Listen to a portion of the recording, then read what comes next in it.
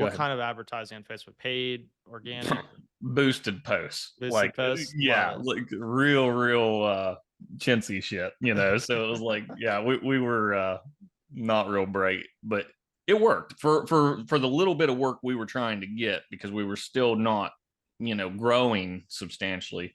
It did work for what we were doing.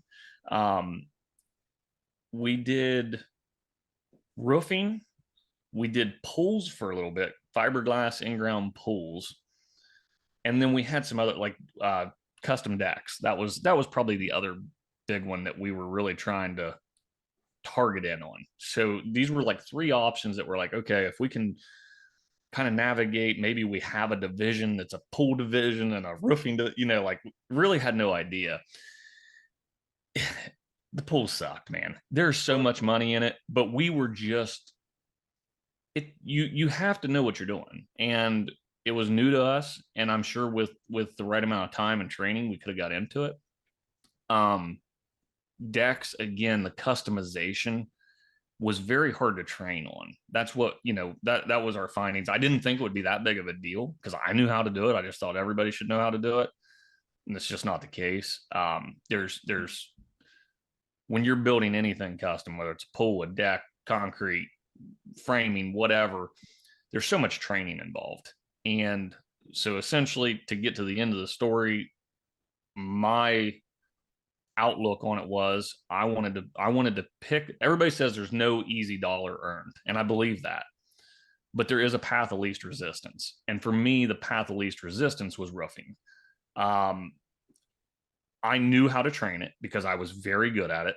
Had been doing it at this point for, on and off, on the side, here and there, whatever, and full time at a point for 10, 12 years. So I understood the systems, I understood the product. I had relationships with reps. Like, it just made sense. And my crews were very easy to train. And this, even at this point, when we were still all in-house labor, I mean, I had a guy tell me one time, the way you train a shingle installer is teaching to count to five. All he's got to do is shoot five nails every time. So it's not that simple, but it's much easier for us to train than custom decking or pool installation. Yeah. What is when you guys were making that decision to niche down? Because that's something that we hear a lot.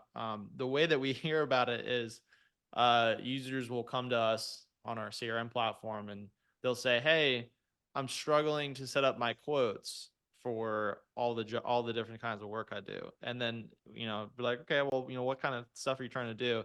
And it's like 12 different services. Yeah. And we usually kind of push them a little bit, like, "Hey, don't want to tell you how to run your business, but like this is going to be really, really hard. This is going to be a lot of work to try to run this many and quote them accurately. Like there's a reason why most people niche down. When you were going through that decision, was there any moment where you guys were like, "Ah, man, we're going to lose so much money by not doing pools, or we're going to lose so much money by not doing decks"? Like, was that a thought process you had? Scariest thing in the world. Like, legit scared me. At this time, I've got one full-time sales guy. I would He was kind of the sales part. I still managed it, and then I oversaw all production. So I was like on job sites. We'd have two or three jobs going at a time. I was just bouncing around, managing job sites. Me and Josh, my sales guy, I mean, had so many long, deep conversations about cutting this service or cutting that service. Because as a roofing company, when you make the claim you're a roofing company, that doesn't mean that you don't offer siding or windows. I mean, a lot of I would say the majority of roofing companies still offer siding, windows, gutters. We still offer gutters. It makes sense. But first thing we cut was the pools. First thing. It made sense. Nobody was upset about that. Um, it just made good sense. It wasn't our thing.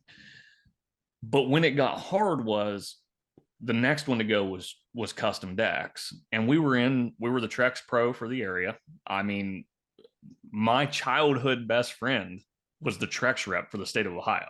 So, like, I had the best support. I mean, they'd take me golfing, like it was, so even for me, it was like, shit, I don't really want to burn this relationship. This is a freaking awesome relationship. But there was a ton of revenue in that stream. I mean, we were had a crew, all they did was decks every day.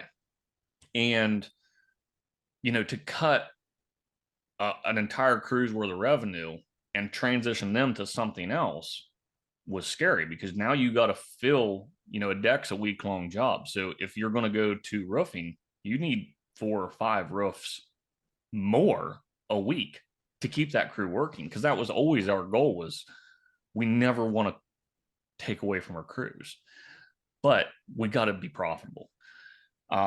So every time we'd cut a service, it was this long, deep conversation, and scared to freaking death that we're just shooting ourselves in the ass by cutting a revenue stream that wasn't as profitable, but it still made some profit.